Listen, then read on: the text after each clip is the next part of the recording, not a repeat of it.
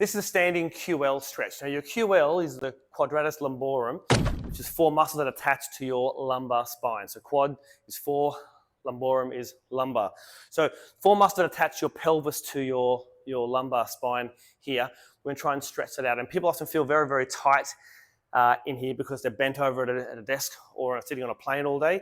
So this allows you to get some stretch into it. So all we do is we recommend standing up against a wall, a door frame, a squat rack, anything that you can sort of anchor yourself to. Put one hand, the closest hand to the wall here. Okay, the other hand is going to reach up on top there. Now what we do is we set this other leg, so I've got my right hand up here, put my right leg back in behind this way, and I want you to lean, holding onto the wall and lean out. I'm trying to get my body to go this way, whilst my hand and foot are going the other way there. And you're going to feel a really good stretch down through your lats, all down through the QL and into your obliques from here.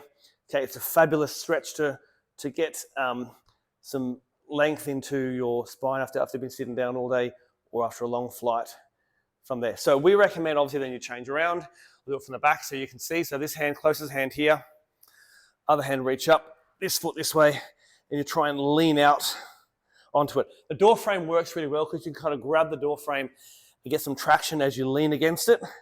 But anything will do for this. And you're going to get a lovely stretch down through your obliques and into your QL.